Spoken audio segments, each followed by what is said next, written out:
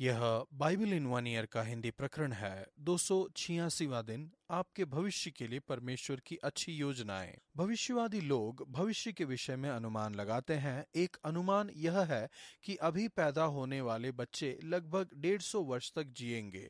Wired magazine ने हाल ही में बताया कि 2018 तक भोजन में परिवर्तन हो जाएगा और 2020 तक खरीदारी के लिए नई आर्थिक मुद्रा बाजार में आएगी।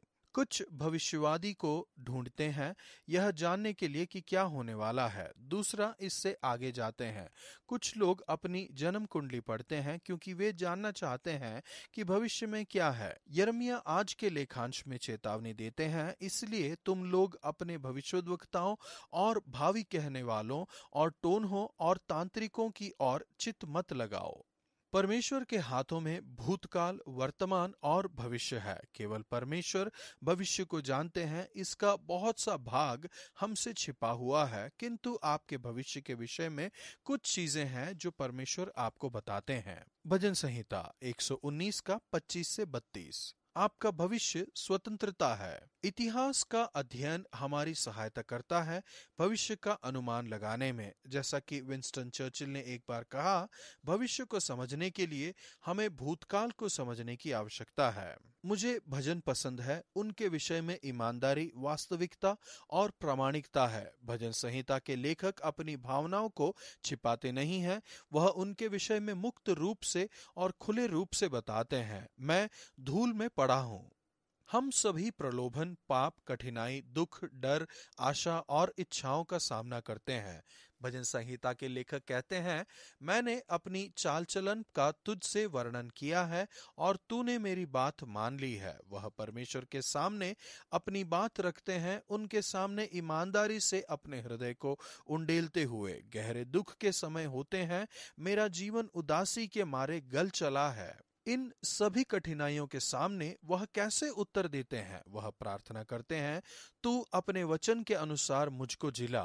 वह परमेश्वर के वचन पर मनन करते हैं और प्रार्थना करते हैं, तू अपने वचन के अनुसार मुझे संभाल, मुझको झूठ के मार्ग से दूर कर और करुणा करके अपनी व्यवस्था मुझे दे।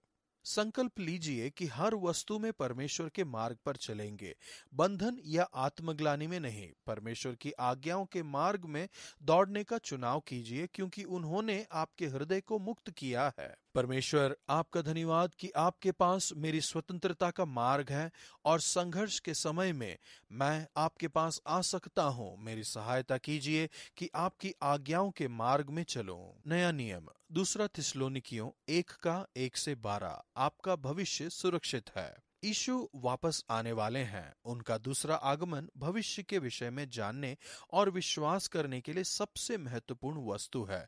यह इस विषय में हर वस्तु को बदल देता है कि अभी आप कैसे जीवन जीते हैं, और वर्तमान समय के हर पल को आशा से भर देता है। कोई नहीं जानता कि यह कब होगा, लेकिन हर दिन ऐसी जियो जैसे वह आज आने वाले हैं, वह करते हुए जो वह चाहते हैं कि आप करें। पौलुस इस पत्र की शुरुआत में दावा करते हैं कि हमारे पिता परमेश्वर और प्रभु यीशु मसीह की ओर से तुम्हें अनुग्रह और शांति मिलती रहे। वह उनकी वृद्धि के लिए परमेश्वर का धन्यवाद देते हैं। तुम्हारा विश्वास बहुत बढ़ता जाता है और तुम सब का प्रेम आपस में बहुत ही बढ़ता जाता है, यहाँ तक कि हम आप परमेश्वर की कलीसिया में तुम्हारे विषय में घमंड करते हैं। नए नियम में आत्मिक वृद्धि पर बहुत जोर दिया गया है। आप स्थिर खड़े रहने के लिए नहीं हैं, आपके विश्वास और प्रेम को बढ़ना चाहिए। परमेश्वर आपके विश्वास की मांसपेशियों को बढ़ाने की कोशिश कर रहे हैं। क्या आपका विश्वास मजबूत बन रहा है? क्या आपका प्रेम बढ़ रहा है? क्या 2 या 3 सालों के बाद अब आप अलग तरीके से बर्ताव करते हैं? अक्सर हमारी सफलताओं के बजाय हमारे संघर्ष हैं जो हमें मजबूत बनाते हैं। थिस्सलुनीकियों का विश्वास और प्रेम बढ़ रहा था।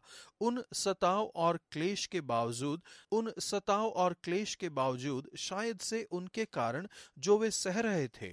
पौलुस उन्हें बताते हैं कि भविष्य में परमेश्वर चीजों को सही कर देंगे। परमेश्वर के निकट यह न्याय है। जब यीशु वापस आएंगे तब वह सही न्याय करेंगे, उस समय जबकि प्रभु यीशु अपने सामर्थी दूतों के साथ धधकती हुई आग में स्वर्ग से प्रकट होंगे।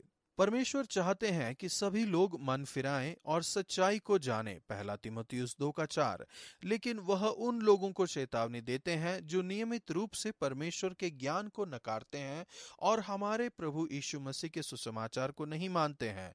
2 थिस्सलुनीकियों 1:8। जो थिस्सलुनीकियों का सताव कर रहे थे, उनका न्याय होने वाला था, वे अनंत जीवन से चूक जाएंगे। अनंत जीवन का विरुद्धार्थी है विनाश और परमेश्वर की उपस्थिति से बाहर निकल जाना। जो परमेश्वर को जानते हैं और सुसमाचार को मानते हैं, वे उनकी उपस्थिति का अनुभव करेंगे और अनंतता में उनके ऐश्वर्य का अनुभव करेंगे। यह उस दिन होगा जब वह अपने पवित्र लोगों में महिमा पाने और सब विश्वास करने वालों में आश्चर्य का कारण होने को आएगा। पौलुस कहते हैं कि इसमें थिस्सलुनीकियों शामिल है, क्योंकि तुमने हमारी गवाही पर विश्वास किया। उनका लंबा भविष्य सुरक्षित है। सुसमाचार के प्रति उनके उत्तर ने उनके भविष्य को निर्धारित किया। सुसमाचार का संदेश शीघ्रता से प्रचार करना है। सुसमाचार केवल तभी अच्छा समाचार है यदि यह वहां पर समय पर पहुंचता है। जब तक उनके छोटे भविष्य का संबंध है, पौलुस लिखते हैं, इसलिए हम सदा तुम्हारे लिए प्रार्थना भी करते हैं कि हमारा परमेश्वर तुम्हें इस बुलाहट के योग्य समझे और भलाई की हर एक इच्छा और विश्वास के हर एक काम को सामर्थ सहित पूरा करे। यीशु के आगमन का इंतजार करते हुए वहां पर केवल यूं ही बैठे ना रहें। परमेश्वर के पास आपके जीवन के लिए एक अच्छा उद्देश्य है। उन्होंने आपको बुलाया है। वह आपके हृदय में विचारों को रखते हैं। परमेश्वर ही हैं जिन्होंने अपनी स्वेच्छा निमित्त तुम्हारे मन में इच्छा और काम दोनों बातों के करने का प्रभाव डाला है। फिलिपियों 2:13। इन सभी चीजों में पौलुस प्रार्थना करते हैं कि यीशु के नाम को महिमा मिले, ताकि हमारे परमेश्वर और प्रभु यीशु मसीह के अनुग्रह के अनुसार हमारे प्रभु यीशु का नाम तुम में महिमा पाए और तुम उसमें। 2 थिस्सलुनीकियों 1:12।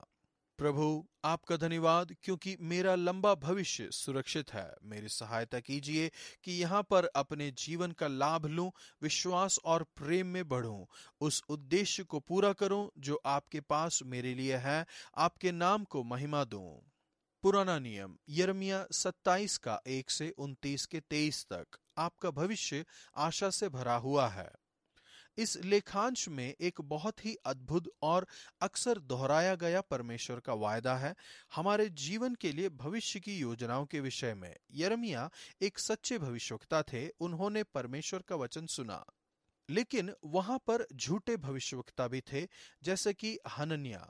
यिर्मयाह कहते हैं, परंतु जो भविष्यवक्ता कुशल के विषय में भविष्यवाणी करे, तो जब उसका वचन पूरा हो तब ही उस भविष्यवक्ता के विषय में यह निश्चय हो जाएगा कि यह सचमुच यहोवा का भेजा हुआ है। हनन्याह की बात पूरी नहीं हुई क्योंकि परमेश्वर ने उसे नहीं भेजा था।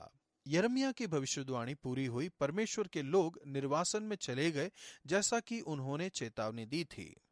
निर्वासन में यिर्मयाह परमेश्वर के लोगों को परमेश्वर का संदेश सुनाते हैं। वह उनसे कहते हैं, परंतु जिस नगर में मैंने तुमको बंदी कराकर भेज दिया है, उसके कुशल का यत्न किया करो और उसके हित के लिए यहोवा से प्रार्थना किया करो, क्योंकि उसके कुशल से तुम भी कुशल के साथ रहोगे। यहाँ पर यह एक महत्वपूर्ण सिद्धांत है। सामान्य रूप से आपको उस स्थान की शांति और समृद्धि खोजने का प्रयास करना है जिसमें यहोवा ने आपको रखा है और इसके लिए प्रार्थना करनी है।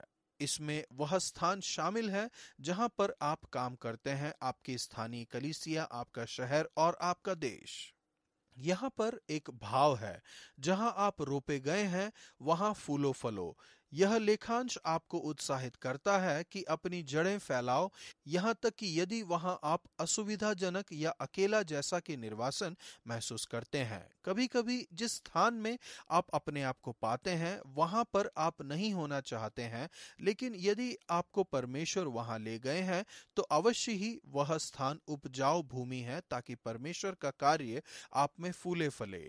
परमेश्वर अपने लोगों से वायदा करते हैं कि निर्वासन समाप्त हो जाएगा। बाबिलोन के 70 वर्ष पूरे होने पर मैं तुम्हारी सुधि लूंगा और अपना यह मन भावना वचन कि मैं तुम्हें इस स्थान में लौटा ले आऊंगा पूरा करूंगा।